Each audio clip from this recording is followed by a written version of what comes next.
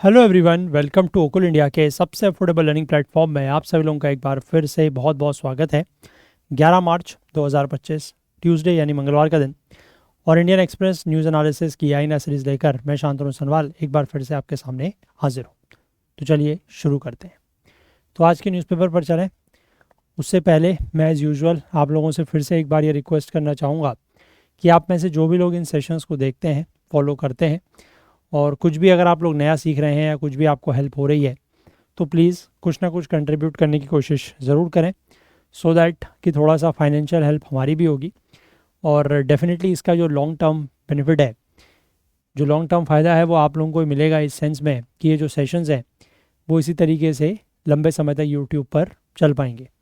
पर उसके लिए हमें आपके साथ और सहयोग की ज़रूरत है, तो प्लीज़ कुछ ना कुछ कंट्रीब्यूट करने की कोशिश ज़रूर करें। ठीक है, चलिए अब हम लोग आज के न्यूज़पेपर पर चलते हैं और जो इम्पोर्टेंट आर्टिकल्स हैं वो देखते हैं। तो ये हमारा आज का न्यूज़पेपर है। ठीक है, यहाँ पर फ्रंट पेज पर जो तमिलनाडु की सरकार है उसने यहाँ पर बेसिकली जो ये हमारे ये हैं एजुकेशन मिनिस्टर धर्मेंद्र प्रधान, इन्होंने तमिलनाडु की सरकार के ऊपर एक तरीके से आरोप लगाया है, अटैक किया है।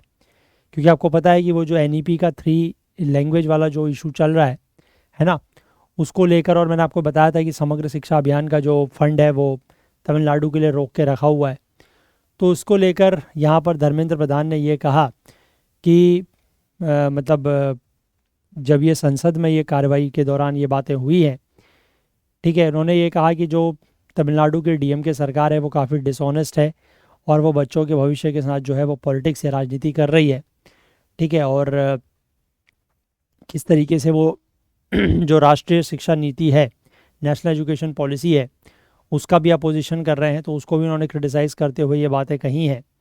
ठीक है, और जब ये बातें उन्होंने कही तो उसके बाद तमिलनाडु के जो चीफ मिनिस्टर हैं एम के स्टालिन डीएमके के, उन्होंने ये कहा कि प्रधान जो हैं वो काफ़ी एरोगेंस दिखा रहे हैं। ठीक है, उनको ये लगता है कि अगर वो जैसे वो राजा हैं इस तरीके का वो बर्ताव कर रहे हैं, तो ये यहाँ पर इस तरीके का टसल जो है वो चल रहा है। ठीक है, बाकी यहाँ पर ऐसा कुछ खास नहीं है। एक आर्टिकल ये है जिसको हम लोग कवर करेंगे। यहाँ पर चंद्रयान 3 का एक डेटा ये बताता है कि मून पर जो वाटर और आइस की प्रेजेंस है वो सिर्फ पोलर रीजन्स में ही नहीं बल्कि उसके बियॉन्ड के रीजन्स में भी हो सकती है। ठीक है, तो यहाँ पर ऐसा चंद्रयान 3 का डेटा ये बता रहा है, तो इसको हम लोग देखेंगे। ठीक है, तो फ्रंट और सेकंड पेज पर यह आर्टिकल कंटिन्यूशन में इसको हम लोग देखेंगे। इसके बाद मैं आपको आगे ले चलता हूँ। बीच के पेजेस में एक छोटी सी न्यूज़ है which I will just tell you here, बाकी उसमें कुछ ऐसा खास नहीं है, वो ये वाली न्यूज़ है। ठीक है, यहाँ पर आपको एक मिलिट्री एक्सरसाइज के बारे में बताया गया है, इंडिया जापान मिलिट्री एक्सरसाइज। ठीक है, ये इंडिया और जापान की जो जॉइंट मिलिट्री एक्सरसाइज है दैट इज़ धर्म गार्डियन। कभी कभी सवाल यूपीएससी में तो खैर जनरली सिविल सर्विसेज में जनरली कम, लेकिन सीडीएस और एनडीए में सवाल पूछ लिया जाता है कि धर्म गार्डियन, ठीक है, धर्म गार्डियन ये किसके बीच की मिलिट्री एक्सरसाइज है, तो it's a joint military exercise between India and Japan. ठीक है, तो यहाँ पर ये इसका 6th एडिशन जो है वो पूरा हुआ है ना, जापान के माउंट फूजी में। तो वहाँ पर आपको आर्मी पर्सनल जो है वो दिखाई दे रहे हैं। ठीक है, ध्यान रखिएगा, धर्म गार्डियन ये एक जॉइंट मिलिट्री एक्सरसाइज है बिटवीन इंडिया एंड जापान। ठीक है, तो यहाँ पर भी इतना ही था ये। बाकी मैं सीधे आपको फिर एक्सप्लेन पेज पर लेके चलूँगा। 2 आर्टिकल्स यहाँ पर हम लोग डिस्कस करेंगे। एक आर्टिकल है वाई मॉरिशियस मैटर्स। अब मॉरिशियस का जिक्र यहाँ पर इसलिए हो रहा है क्योंकि प्रधानमंत्री मोदी जो है वो 2 दिन की मॉरिशियस की यात्रा पर हैं, तो उसको लेकर हम लोग बात करेंगे। और एक आर्टिकल हम लोग देखेंगे कि how a gene edited banana may help reduce food waste, कि कैसे एक बनाना के अगर जीन को एडिट किया जाता है तो उससे फूड वेस्ट जो है वो कम हो सकता है। ठीक है, क्या ये पूरा मैटर है कि हाउ जीन बनाने के जीन में एडिटिंग करके फूड वेस्ट को कैसे रोका जा सकता है, क्या ये पूरा लिंकेज है, वो हम लोग समझेंगे। ठीक है, चलिए, तो ये बेसिकली जो 3 आर्टिकल्स हैं इनको हम लोग एक एक करके देखना शुरू करते हैं। तो starting with the first one, presence of water ice likely outside moons polar regions as well. ठीक है भाई, मैंने आपको बताया कि मून पर जो वाटर आइस की मौजूदगी या वाटर आइस की जो प्रेजेंस है वो पोलर रीजन्स के बाहर भी हो सकती है, ऐसा चंद्रयान 3 का डेटा बता रहा है। ठीक है सॉरी, देखिए लिखा है कि water ice on the moon could be more prevalent than understood earlier, कि मून पर, चंद्रमा पर जो वाटर आइस है वो ज़्यादा जगहों पर मौजूद हो सकता है। It could be more prevalent, जैसा पहले समझा जाता था उसके कंपैरेटिवली। एक न्यू एनालिसिस है जो चंद्रयान 3 में एक इंस्ट्रूमेंट लगा हुआ था, उसके डेटा का कुछ नया एनालिसिस करके ये पता लगता है कि that there was a good probability that water ice was present in locations outside of the polar regions of the moon. मतलब मिला नहीं है वहाँ पर वाटर, बट उसकी चांसेस हैं, अच्छी प्रोबेबिलिटी है, अच्छे चांसेस हैं कि वाटर आइस जो है वो ऐसे लोकेशंस में भी जो पोलर रीजन्स के बियॉन्ड है, या बियॉन्ड दी पोलर रीजन्स या आउटसाइड दी पोलर रीजन्स, वहाँ पर भी ये वाटर आइस प्रेजेंट हो सकता है। ठीक है, अभी इन्होंने कौन से इंस्ट्रूमेंट के डेटा को एनालाइज किया है, उस इंस्ट्रूमेंट का नाम है Chandra's surface thermophysical experiment, that is ChaSTE. ठीक है, ये एक इंस्ट्रूमेंट था, उसके डेटा को एनालाइज करते हुए Ahmedabad based physical research laboratory में साइंटिस्ट ने ये दिखाया है कि दैट सरफेस एंड सब surface temperatures in the higher latitude of the moon surface varied greatly even with very small changes in altitudes over a short distance.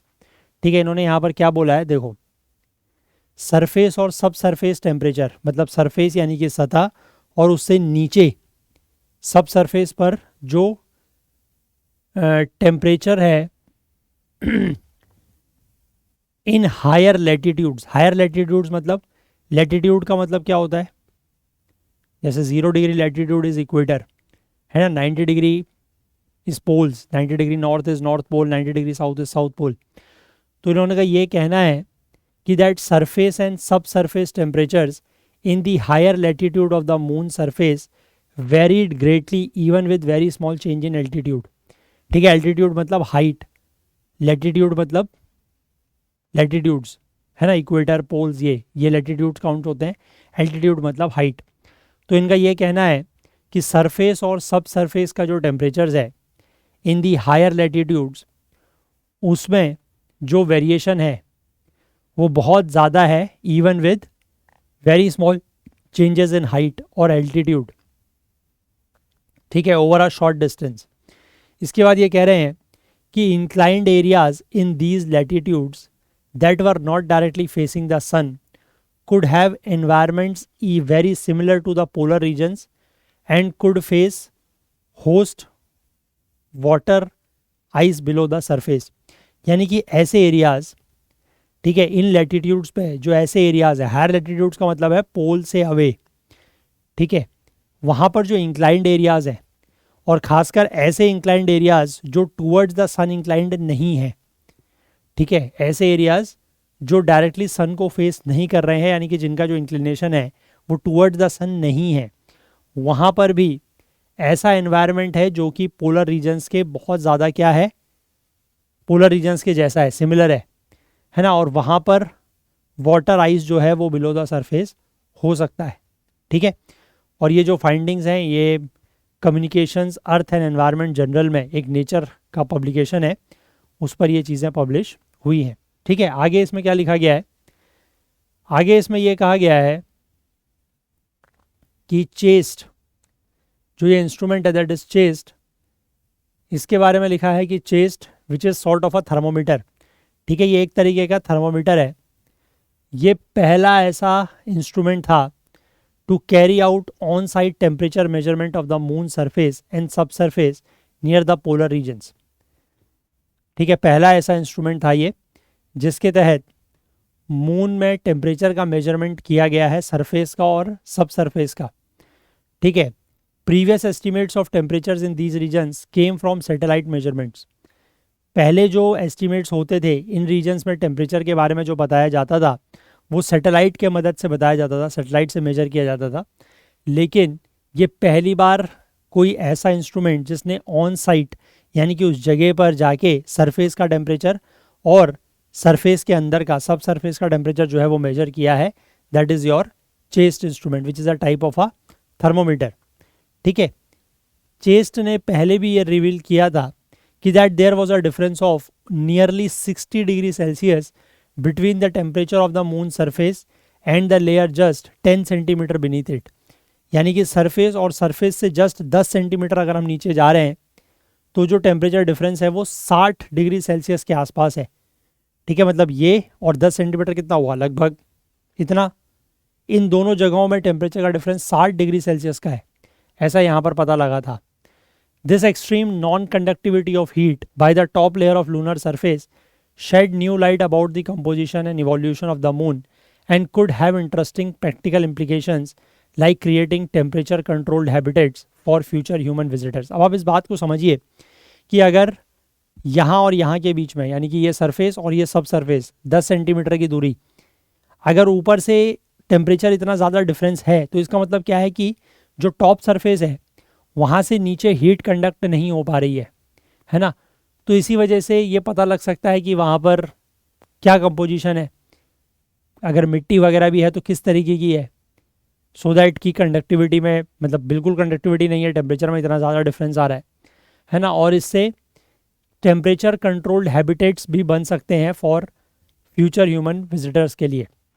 तो यहाँ पर ये जो रिसर्च टीम है जिनको लीड कर रहे हैं डॉक्टर के दुर्गा प्रसाद, ये जो अहमदाबाद का PRL इंस्टीट्यूट है, लेबोरेटरी है, उन्होंने टेम्परेचर डेटा जो रिकॉर्ड किया है चेस्ट के द्वारा उसका यूज़ किया है to infer the possibility of water ice locations similar to Shiv Shakti point where Chandrayaan 3 had landed. ठीक है, तो उन्होंने जो चेस्ट के द्वारा डेटा रिकॉर्ड किया गया है उससे वो वाटर आइस की पॉसिबिलिटी की तलाश कर रहे हैं। ठीक है, कि ऐसा पॉइंट जैसे शिव शक्ति पॉइंट है जहाँ पर चंद्रयान 3 लैंड हुआ था, उसके ऐसे ही सिमिलर पॉइंट्स पर कहाँ पर ऐसी लोकेशंस और हो सकती हैं जहाँ पर वाटर आइस मिलने के चांसेस हैं। As of now water ice on the moon is understood to be present only in the polar regions. अभी तक ये माना जाता है कि मून पर अगर वाटर आइस कहीं पर है तो वो सिर्फ और सिर्फ पोलर रीजन्स में ही है, और पर्टिकुलरली अंडर ऐसे क्रेटर्स, यानी कि जो ऐसे गड्ढे हैं जहाँ पर सन की जो रेज हैं वो नहीं पहुँच पाती हैं, तो माना जाता है कि वहीं पर पानी या आइस होगी तो वहीं पर होगी, अभी और जगहों के चांसेस नहीं माने जाते हैं। चंद्रयान 3 जो है वो लगभग 70 डिग्री साउथ लेटीट्यूड पर लैंड किया था, है ना, लूनर साउथ पोल के काफ़ी नज़दीक, बट फिर भी आप ये कह सकते हैं कि पोलर रीजन से ये बाहर था, है ना। अब यहाँ पर ये जो प्रसाद है, इनकी जो टीम है, इन्होंने ये नोटिस किया है कि large variation in the surface temperatures over very short distances depending on whether a location was flat or an incline and whether it was facing the sun or away from it. ठीक है, तो इन्होंने ये notice किया है कि जो surface temperature में बहुत ज़्यादा वेरिएशन है बहुत कम दूरी में, वो इस बात पर निर्भर करता है कि क्या कोई लोकेशन जो है वो फ्लैट है या इंक्लाइन है, और क्या वो सन की तरफ को फेस कर रही है और it is away from the sun. जो विक्रम लैंडर था चंद्रयान 3 का, वो भी लगभग एक, बहुत ज़्यादा नहीं लेकिन एक स्लाइटली इंक्लाइंड लोकेशन पर लैंड किया था, और जो जगह जहाँ पर चेस्ट ने सरफेस को पेनिट्रेट किया on a slope facing the sun, वहाँ पर टेम्परेचर जो है वो रिकॉर्ड किया गया है 355 केल्विन के आसपास, यानी कि लगभग 82 डिग्री सेल्सियस। ठीक है, और उससे जस्ट 1 मीटर की दूरी पर जहाँ पर सरफेस जो है वो रिलेटिवली फ्लैट था, ठीक है, वहाँ पर एक और सेंसर जो था on board the Vikram lander, उसने टेम्परेचर मेजर किया है 332 केल्विन, यानी कि 1 मीटर दूरी पर ही थोड़ा सा सरफेस इंक्लाइन की बजाय अगर फ्लैट हुआ तो वहाँ पर आप देख सकते हैं कि टेम्परेचर 59 डिग्री सेल्सियस हो गया, है ना। यहाँ पर 82 था, यानी कि 33 डिग्री सेल्सियस का अंतर आ गया सिर्फ 1 मीटर की दूरी पर। ठीक है, अब चेस्ट की जो ऑब्जर्वेशंस हैं वो ये सजेस्ट करती हैं कि that the lunar surface temperature show a significant spatial variability at metre scales. ठीक है, कि एक मीटर पर जो है वो आप देख रहे हैं टेम्परेचर कितना ज़्यादा वेरी वहाँ पर हो रहा है। जो सनवर्ड फेसिंग स्लोप्स हैं, यानी कि जो सन की तरफ को फेस करने वाले स्लोप्स हैं, वहाँ पर ज़्यादा टेम्परेचर जो है वो रिकॉर्ड किया गया है। ठीक है, मच हायर टेम्परेचर्स, और in comparison to flat locations या फिर पोलवर्ड स्लोप रीजन्स, यानी कि ऐसे रीजन्स जो कि अवे फ्रॉम द सन है जिनका स्लोप। ठीक है, on its own low surface temperatures are not evidence of the presence of water ice. ठीक है, अपने आप में आप ये नहीं कह सकते कि ऐसी जगह जहाँ पर सरफेस टेम्परेचर कम है वहाँ पर वाटर और आइस के एविडेंस हो सकते हैं, लेकिन फर्दर एग्जामिनेशन के लिए ये एक इंटरेस्टिंग क्लू ऑफर करते हैं। ठीक है, आप अपने आप में ये नहीं कह सकते हालांकि कि अगर टेम्परेचर कम है तो वहाँ पर वाटर आइस होगा ही होगा, लेकिन हाँ इससे फर्दर एग्जामिनेशन करने के लिए एक क्लू ज़रूर मिलता है। Huge temperature difference over such small distances can reveal new insights about the properties of the lunar surface and what lies beneath.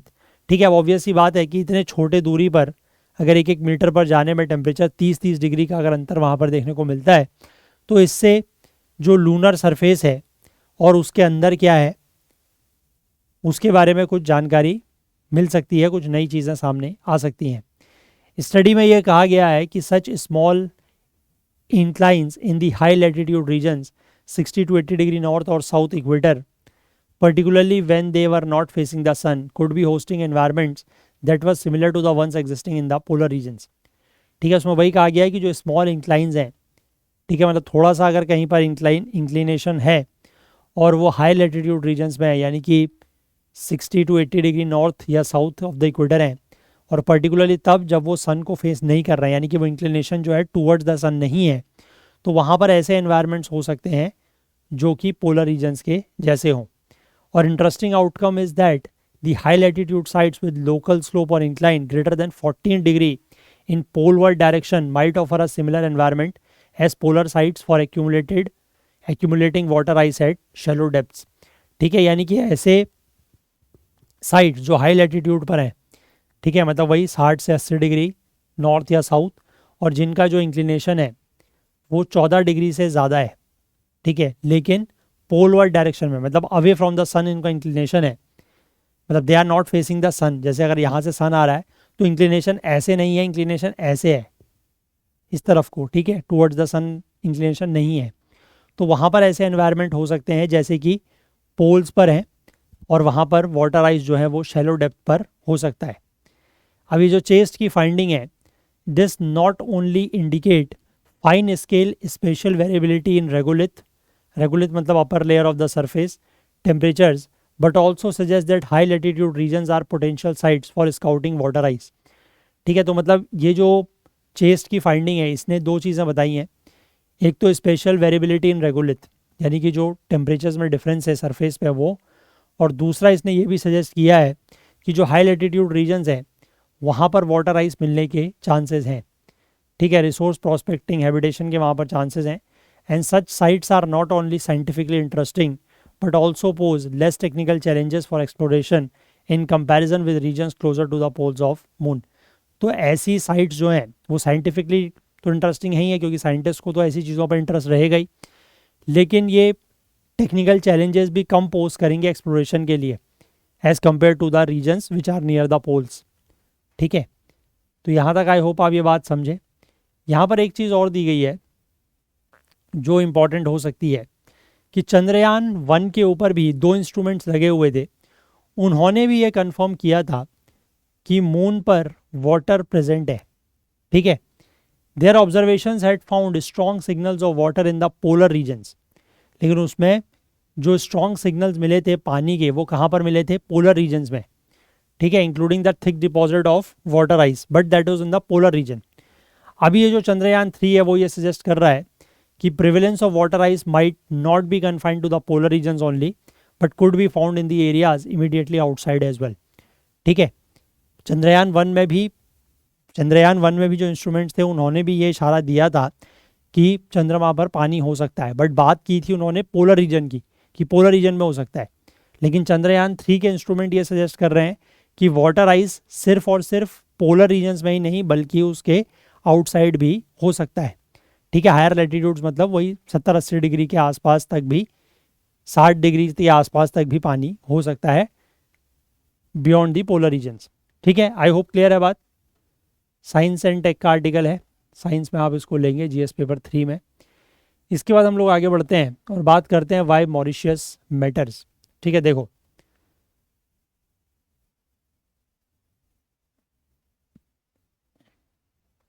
यहाँ पर वही लिखा गया है कि प्रधानमंत्री नरेंद्र मोदी जो हैं वो मॉरिशियस की यात्रा पर होंगे, 2 दिन की यात्रा पर, जो आज से शुरू हो रही है, और ये उनकी दूसरी यात्रा है 2015 में भी एक बार हुई थी। और साथ ही साथ मॉरिशस का जो नेशनल डे सेलिब्रेशन है कल, यानी कि मार्च 12 तारीख को, उसके भी ये चीफ गेस्ट रहेंगे। मॉरिशसली जो है वो स्ट्रेटेजिकली लोकेटेड आइलैंड है in the western Indian ocean, ठीक है, इंपॉर्टेंट नेबर है भारत का। और दोनों देशों के बीच के जो स्पेशल टाइज़ हैं उनके पीछे जो एक की रीज़न, एक मुख्य कारण है वो ये भी है कि इंडियन ओरिजिन के जो लोग हैं यहाँ पर, वो लगभग इस आइलैंड की जो पॉपुलेशन है 1.2 मिलियन, यानी कि 12 लाख के आसपास की पॉपुलेशन है, उसमें से 70% लोग जो हैं वो इंडियन ओरिजिन के हैं, ठीक है। मॉरिशस जो है वो कभी फ्रांस की एक कॉलोनी हुआ करता था ब्रिटिशर्स के लेने से पहले, मतलब ब्रिटिशर्स ने टेक ओवर किया उससे पहले। Under the nearly century long French rule, यहाँ पर लगभग 100 साल के आसपास फ्रांस का रूल रहा है। तो उस दौरान इंडियंस को यहाँ पर लाया गया था पुंडुचेरी रीजन से to work as artisans and masons, ठीक है, आर्टिजन्स मेसन्स के रूप में काम करने के लिए इंडियंस को यहाँ पर लाया गया था। उसके बाद ब्रिटिश रूल के दौरान लगभग 500,000 इंडियन, लगभग 5 लाख के आसपास इंडियन जो है इंडेंचर्ड वर्कर्स का मतलब होता है जो कॉन्ट्रेक्चुअल लेबरर्स वगैरह होते हैं, उनको यहाँ पर लाया गया between 1834 and the early 1900s। और about 2/3 of these workers settled in Mauritius, उनमें से लगभग 2/3 जो वर्कर्स थे वो मॉरिशस में ही सेटल हो गए। अब नेशनल डे जो है, इनका जो नेशनल डे होता है जो कल मनाया जाता है, उसका भी इंटरेस्टिंग इंडियन कनेक्शन है।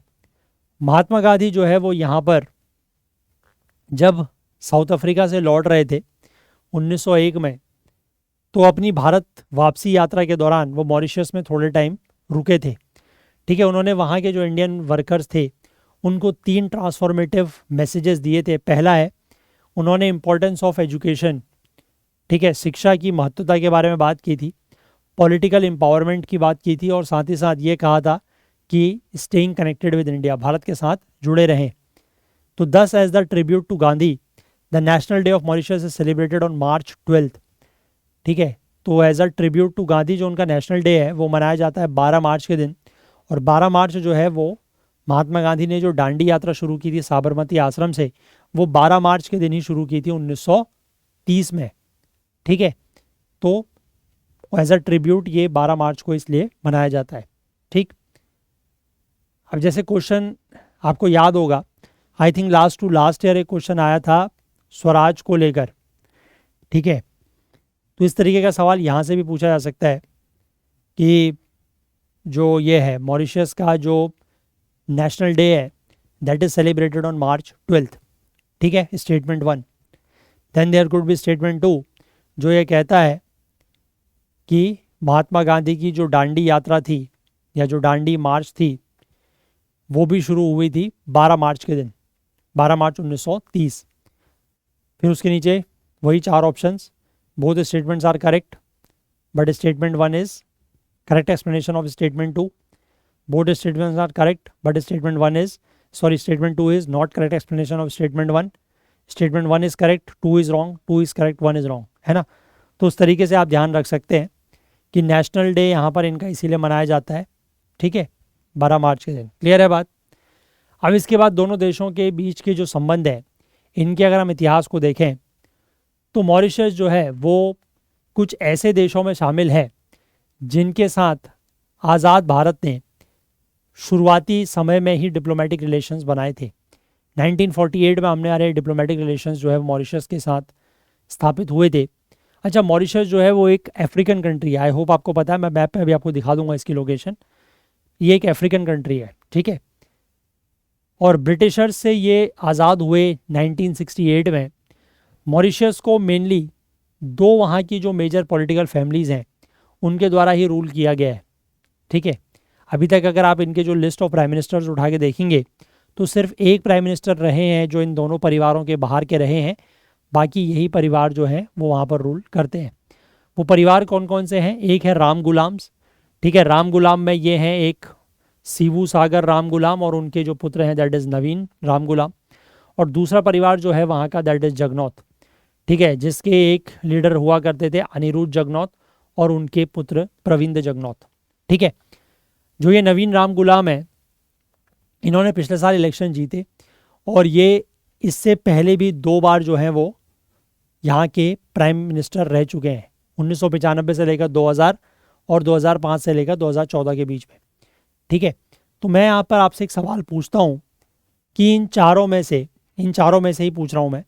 ठीक है, यहाँ पर आपको 2 नाम दिए गए हैं, एक है शिबू सागर राम गुलाम और उनके पुत्र दैट इज़ नवीन राम गुलाम, जो अभी वहाँ के प्राइम मिनिस्टर हैं, नवीन राम गुलाम, और 2 हैं अनिरुद्ध जगनौत और उनके सन प्रविंद जगनौत। ठीक है, तो मेरा आपसे यहाँ पर सवाल यह है कि who is the longest serving prime minister of Mauritius?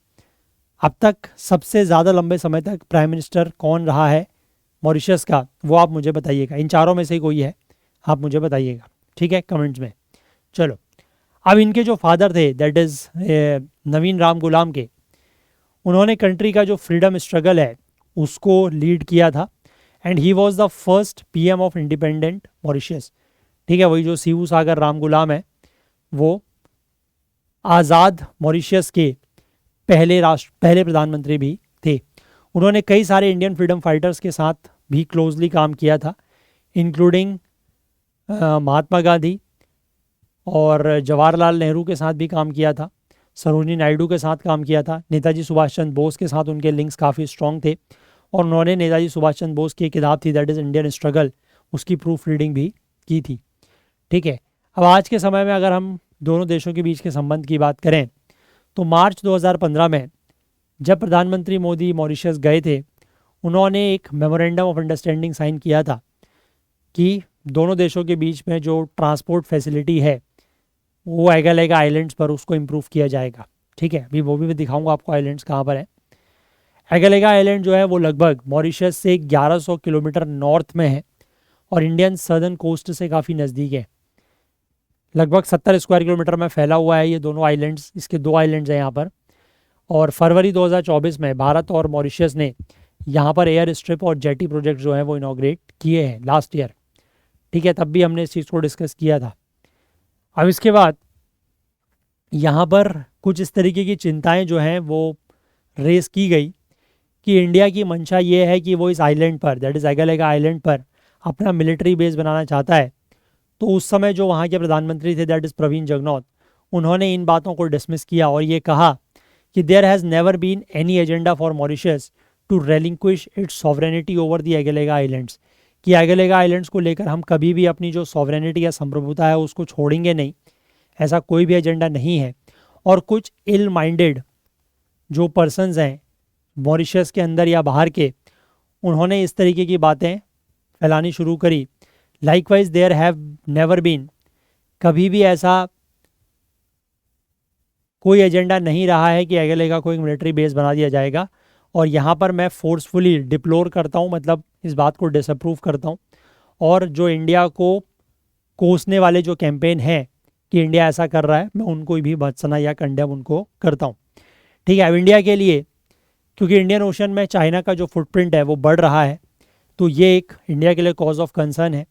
इसलिए वो चाहता है कि इस तरीके के जो मॉरिशस जैसे आइलैंड कंट्रीज़ हैं उनके साथ क्लोजली काम किया जाए। अब लास्ट ईयर यहाँ पर एक साइक्लोन आया था, बहुत डिवास्टेटिंग साइक्लोन था, दैट इज साइक्लोन चीडो। ठीक है, उसने एगालेगा को भी अफेक्ट किया था और इंडिया ने अपने नेवल एसेट्स को मोबिलाइज़ किया और जो फैसिलिटीज़ क्रिएट की गई हैं एगालेगा में उनका यूज़ किया असिस्टेंस डिलीवर करने के लिए और रिलीफ मटेरियल्स, राहत सामग्री वहाँ पर पहुँचाने के लिए। अब ये जो फैसिलिटीज़ हैं they have additionally assisted Mauritius in its maritime surveillance, patrolling of its vast exclusive economic zone. अब ऑब्वियस सी बात है कि ये पूरा का पूरा एक आइलैंड है, तो आइलैंड के चारों तरफ जो एक्सक्लूसिव इकोनॉमिक जोन जो EEZ होता है वो काफ़ी बड़ा है। ठीक है, तो उसको कंट्रोल करने में भी ये जो फैसिलिटीज़ हैं उनमें मदद मिली है, मैरीटाइम सर्विलांस में मदद मिली है और उसके जो ब्लू इकोनॉमी को सिस्टम के एसेट्स हैं उनको भी सेफगार्ड किया है। ठीक है, किस तरीके के चैलेंजेस से, पायरेसी, ड्रग या ह्यूमन ट्रैफिकिंग जैसे चैलेंजेस से उनको भी बचाया है। अब एरियाज़ ऑफ फोकस की अगर हम बात करें तो अभी जो यात्रा है प्रधानमंत्री मोदी की, उस दौरान हम लोग कुछ और एरियाज़ में भी अपने टाइज बनाने की कोशिश करेंगे। डिफेंस की अगर हम बात करें तो दोनों देश जो हैं वो डिफेंस और मैरीटाइम सिक्योरिटी को लेकर मतलब उसकी तरफ देख रहे हैं और यहाँ पर कोई टेक्निकल एग्रीमेंट्स जो है वो साइन हो सकता है on sharing wide shipping information between the Indian navy and the Mauritius authorities. Wide shipping information का मतलब ऐसा होता है कि जो कॉमर्शियल शिप्स होते हैं ना, अदर देन द डिफेंस, मतलब जो नेवी वगैरह के शिप्स हैं उसके अलावा जो कॉमर्शियल शिप्स होते हैं उनका डेटा शेयर करने की बात है ये। ठीक है, वाइड शिपिंग का मतलब ये होता है। इससे होगा क्या कि जो मैरीटाइम सिक्योरिटी है मॉरिशस की वो फर्दर और ज़्यादा इन्हेंस होगी, उसकी जो ट्रेडिंग कॉरिडोर्स हैं उनकी सेफ्टी बढ़ेगी, और साथ ही साथ जो रीजनल कोऑपरेशन है रियल टाइम डेटा शेयरिंग में वो भी इम्प्रूव होगा। इंडियन प्रोजेक्ट्स की बात करें तो कई सारे इंडिया असिस्टेड डेवलपमेंट प्रोजेक्ट जो हैं वो मॉरिशस में देखने को मिलते हैं। The development assistance to Mauritius just in the last decade, ठीक है, पिछले एक दशक में अगर हम बात करें जो डेवलपमेंटल असिस्टेंस हमने इनको प्रोवाइड की है वो $1.1 बिलियन के आसपास की है। उसमें से 729 मिलियन जो है वो लाइन ऑफ क्रेडिट है, मतलब वो एक तरीके से लोन दिया गया है, और 427 मिलियन जो है वो ग्रांट दी गई है। ठीक है, उसका कोई पैसा वापस नहीं लेंगे। The bouquet of executed projects contain 3 phases of the metro express. ठीक है, 3 फेजेज ऑफ मेट्रो एक्सप्रेस एक वहाँ पर प्रोजेक्ट है। इसके बाद जनवरी 2022 में एक MOU साइन किया गया था to undertake 96 small people oriented projects across Mauritius, जिसमें से 51 जो है वो अभी तक इनॉग्रेट भी हो गए हैं। अब इंडिया जो है वो ट्रेडिशनली फर्स्ट रिस्पॉन्डर रहा है for Mauritius in times of crisis, यानी कि संकट के समय में सबसे पहले जिसने मदद की है मॉरिशस की वो भारत ही रहा है, चाहे कोविड-19 पेंडेमिक रहा हो या फिर 2020 में एक यहाँ पर ऑयल स्पिल हुआ था बहुत भयानक, दैट इज़ वाका शुयो ऑयल स्पिल, और चाहे पिछले साल जो साइक्लोन आया था चिडो उस दौरान भी। ठीक है, ट्रेड की अगर हम बात करें तो India is among the largest trading partner of Mauritius. Bharat जो है वो मॉरिशस का सबसे बड़ा ट्रेडिंग पार्टनर है। मॉरिशस जो है वो भारत का सेकंड लार्जेस्ट सोर्स है FDI का। ठीक है, सबसे ज़्यादा FDI भारत में आता है सिंगापुर से, और उस सेकंड नंबर पर जो है वो आता है मॉरिशस से। मॉरिशस और इंडिया ने फरवरी 2022 में एक comprehensive economic cooperation and partnership जो है वो साइन की थी, सॉरी 22 फरवरी 2021 को, लगभग 15 साल के नेगोशिएशंस के बाद। और ये पहला ऐसा ट्रेड एग्रीमेंट है जो इंडिया ने किसी अफ्रीकन कंट्री के साथ साइन किया हो। एट प्रेजेंट 11 इंडियन PSUs जो है वो मॉरिशस में है, जैसे कि bank of Baroda, life insurance corporation, national building and construction company limited, ये सारे कुछ ऐसे PSUs हैं जो मॉरिशस में प्रेजेंट है। स्पेस को लेकर कोऑपरेशन की अगर हम बात करें तो एक एग्रीमेंट हुआ है between India and Mauritius for the establishment of telemetry tracking and telecommand stations for satellite and launch vehicles and cooperation in the field of space research science and application was signed on December 26, 1986। और नवंबर 2023 में Mauritius की जो research innovation council है और इसरो ने एक MOU sign किया है to establish a framework for cooperation on developing a joint satellite. ठीक है, तो ये भी यहाँ पर स्पेस को लेकर भी कोऑपरेशन है। कैपेसिटी बिल्डिंग की अगर हम बात करें तो Mauritius is one of the largest beneficiaries of the Indian technical and economic cooperation programme. Bharat का जो technical and economic cooperation programme है उसका सबसे बड़ा, one of the largest beneficiary Mauritius है। ठीक है, 2002-03 से भारत ने लगभग 5000 के आसपास जो मॉरिशियंस हैं उनको ट्रेनिंग दी है under the civil and defence slots of ITEC, और 2300 के आसपास भारतीय छात्र जो हैं वो अभी हायर एजुकेशन वहाँ पर ले रहे हैं मॉरिशस में, मेडिसिन के क्षेत्र में और होटल मैनेजमेंट, बिजनेस स्टडीज़, इनमें वो पढ़ रहे हैं वहाँ पर। The visit will also touch upon the contributions of Shibu Sagar Ram Ghulam and his ancestry from Bihar. ठीक है, शिबू सागर राम गुलाम के कंट्रीब्यूशन की भी वहाँ पर बात होगी अभी, और उनकी जो एंसेस्ट्री है वो बिहार से है। ठीक है, और जो कॉमन कल्चरल कनेक्शंस है उनको भी सेलिब्रेट किया जाएगा। मॉरिशस में एक महाशिवरात्रि जो है उसका सेलिब्रेशन काफ़ी मतलब बड़े स्तर पर होता है, और वहाँ पर एक होली पिलग्रिमेज साइट है, दैट इज़ गंगा तालाब उसको कहा जाता है। ठीक है, और कई सारे और इस तरीके के जो कॉमन कल्चरल कनेक्शंस हैं उनको भी सेलिब्रेट वहाँ पर किया जाएगा। ठीक है, आई होप क्लियर है बात। चलो, तो थोड़ा सा मैं आपको ये जो आइलैंड नेशन है इसको थोड़ा सा मैप में मैं दिखा देता हूँ। वैसे पहले भी हम लोगों ने देखा है बट एक बार फिर से देखेंगे। ये इंडिया है, दिस इज़ योर अफ्रीका।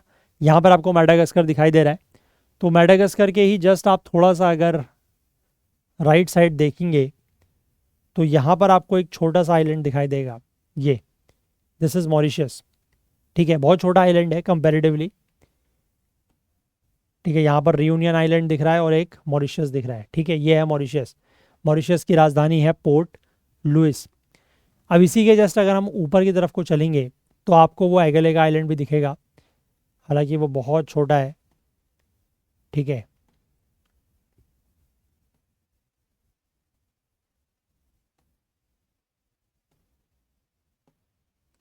ऐसे कभी कभी मिलता भी नहीं है वो।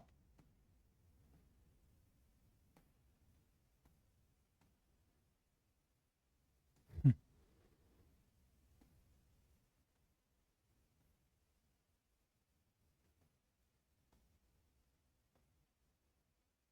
ये है, ये जो दो आइलैंड आपको यहाँ पर दिख रहे हैं ना, दिख रहे हैं ये लाफोर्ज, विंग्ड सिंक और कैपेडे लीग नाम से इस तरीके के जो आइलैंड्स आपको यहाँ पर दिख रहे हैं, ये बेसिकली एगेले का आइलैंड्स हैं। ठीक है, अब आप कहेंगे कि हम कैसे मान लें, यहाँ पर देखो अब दिख रहा है साउथ एगेले का आइलैंड्स और ये नॉर्थ है, मतलब ये दोनों मिला के ही जो हैं वो साउथ एगेले का आइलैंड्स हैं। ठीक है, अब ये मैप में एज सच अगर आप ढूंढेंगे, अगर आप एटलस वगैरह में इसको ढूंढने जाएंगे तो आई डोंट थिंक कि ये आपको कभी मिलेगा। ठीक है, क्योंकि बहुत छोटा है, तो उसके लिए आपको इस तरीके का गूगल मैप ही यूज़ करना पड़ेगा सो दैट कि आप उसको यहाँ से इस तरीके से जूम करके देख पाएँ। ये पोर्ट लुइस जो है ये वही मॉरिशस मैंने आपको बताया।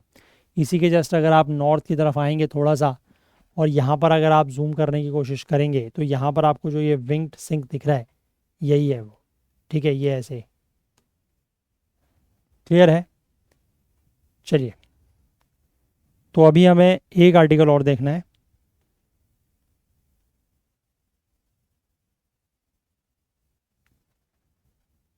तो इसको तो आप लोग इंटरनेशनल रिलेशंस में ही लेंगे, है ना।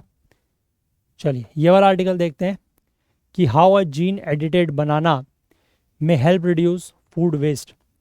देखो इसमें क्या लिखा है, इस तरीके के बनाना आज आपने देखे होंगे, है ना, काले से पड़ जाते हैं बाहर से, तो ब्राउन जब हो जाते हैं बनाना, ओवर राइप हो जाते हैं, मतलब ज़्यादा पक जाते हैं, often and up in dustbins. तो जनरली क्या होता है कि इस तरीके के बनानास को कोई खाना पसंद नहीं करता और इन बनानास को डस्टबिन में फेंक दिया जाता है, हालांकि दे आर परफेक्टली ईडेबल।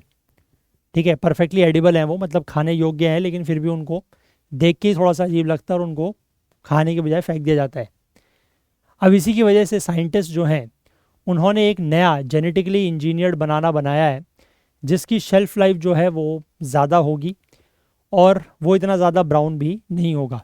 ठीक है, अब यहाँ पर एक यूके बेस्ड बायोटेक कंपनी है जिसका नाम है ट्रॉपिक, उसने इस तरीके के बनानास को डेवलप किया है और उनका ये क्लेम है कि उनका जो फ्रूट है वो फ्रेश और येलो रहता है for 12 hours after being peeled, कि अगर उसको आप छिल भी दें तो वो उसके बाद भी 12 घंटे तक बिल्कुल फ्रेश रहता है।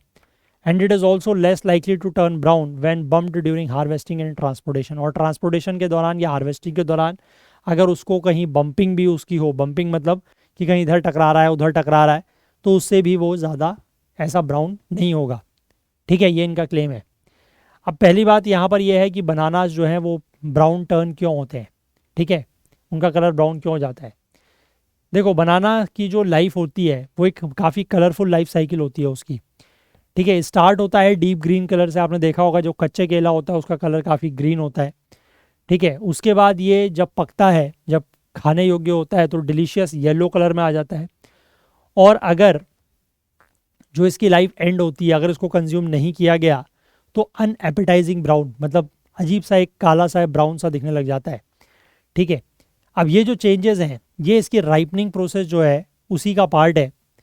ठीक है, और ये होता है किस हार्मोन की वजह से है, इथाइलिन नाम के हार्मोन की वजह से। ठीक है, although many fruits produce ethylene, bananas produce a lot of it. कई सारे ऐसे फ्रूट्स और भी हैं जो इथाइलिन प्रोड्यूस करते हैं, लेकिन बनानास काफ़ी ज़्यादा मात्रा में प्रोड्यूस करता है। Unlike melons and citrus fruits they keep producing ethylene even after being harvested. ठीक है, जो मेलन्स होते हैं या जो सिट्रस फ्रूट्स होते हैं जैसे लेमन हो गया, आपका ऑरेंजेस वगैरह हो गए, ये after the harvesting citrus, after the harvesting जो है वो इथाइलिन प्रोड्यूस नहीं करते, लेकिन ये आफ्टर दी हार्वेस्ट भी इथाइलिन प्रोड्यूस करता है। ठीक है, contact with ethylene triggers the activity of a number of genes. अब इथाइलिन की कॉन्टैक्ट में आने से कई सारे जीन्स जो हैं वो ट्रिगर हो जाते हैं, और including the one which linked to the production of enzyme polyphenol oxidase. और एक ऐसा जीन होता है जो इथाइलिन के कॉन्टैक्ट में आके एक एंजाइम बनाना शुरू करता है जिसका नाम होता है पॉलीफिनोल ऑक्सीडेज। ठीक है, और यही वो एंजाइम है जो बनाना को ब्राउन टर्न करता है, मतलब जिसकी वजह से इसका कलर ब्राउन हो जाता है।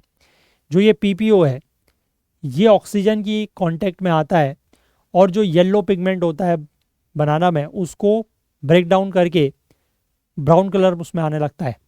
ठीक है, bruising of the fruit as is common during its handling leads to the production of higher quantities of ethylene and thus speeds up the ripening and browning process.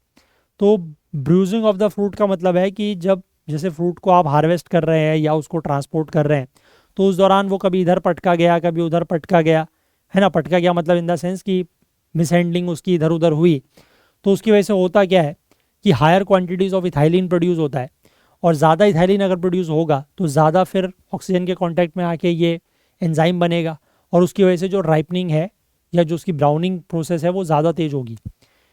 अब नॉन ब्राउनिंग बनानास को कैसे produce किया गया, तो ये जो company है इसने जो एग्जिस्टिंग बनाना जीन्स हैं उनमें कुछ ऐसे बदलाव किए ताकि जो ये एंजाइम बन रहा था पॉलीफिनोल ऑक्सीडेज उसके प्रोडक्शन को डिसेबल कर दिया इन्होंने।